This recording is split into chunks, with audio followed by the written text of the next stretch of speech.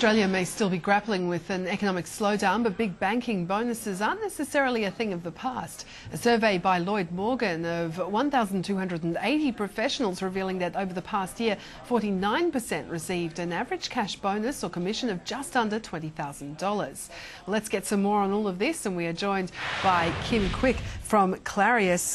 Firstly, Kym, thanks for joining us. In terms of the bonuses then paid to banking and finance professionals there, so we're still seeing, what, 49% getting a bonus there, but it has dropped from last year.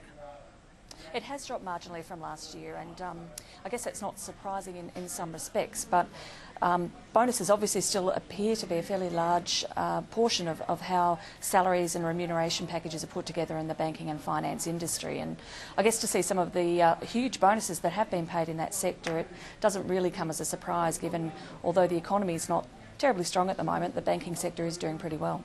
And just in terms of these bonuses, I mean, some are still being paid there as work perks?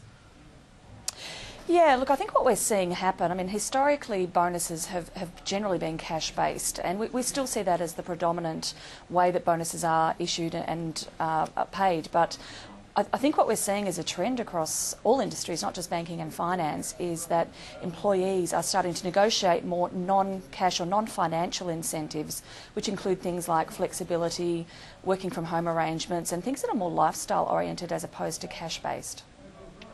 In terms of keeping key staff there and keeping them motivated as well, and attracting staff too, what kind of packages need to be put together now to offer employees? Look, I think a lot of organisations have been restricted in terms of their ability to increase fixed costs, therefore increasing base salaries and fixed salaries. So what we're seeing happen now is a mixture of base salaries which aren't really increasing that significantly across most sectors, the introduction of a performance-based bonus, so no performance, no bonus, and often that's individually targeted as opposed to based on company performance.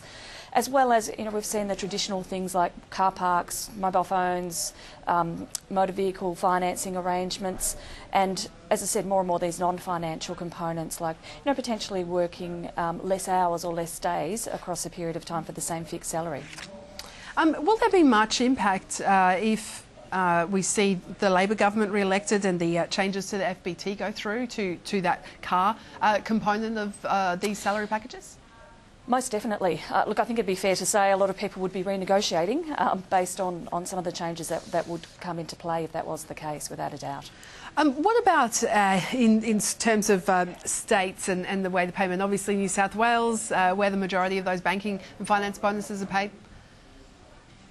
You know, New South Wales is still obviously the banking capital for Australia, so a high proportion of those bonuses that were paid out of corporate head office parts of businesses, which are generally still based in Sydney.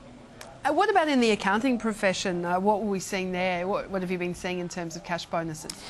Yeah, look, a similar trend, I guess, in that there's still quite a significant portion of bonuses being paid, albeit it is almost half the amount of bonuses that were paid in the banking sector. So it clearly isn't as significant as part of an overall package negotiation. And similar to banking and finance, it was also down 6% on last year. So we're seeing those numbers run off a little bit, and that's probably largely based on performance of the organisations in that sector, as opposed to any individual performance issues. So the market at the moment obviously still favours the employer. Yeah, it does favour the employer, and I think what we'll see happen as the market improves and companies are wanting to hang on to talent, because that's going to be a really key issue for the growth of business moving forward as there starts to be more churn in the employment market. I suspect what we will see happen is bonuses become, they'll still be significant, but less of a negotiation piece, as we'll start to see pressure on permanent salaries or base salaries, and that will start to push total remuneration packages up. There's still quite a gap too in terms of gender as well when you look at bonuses. Yeah, huge.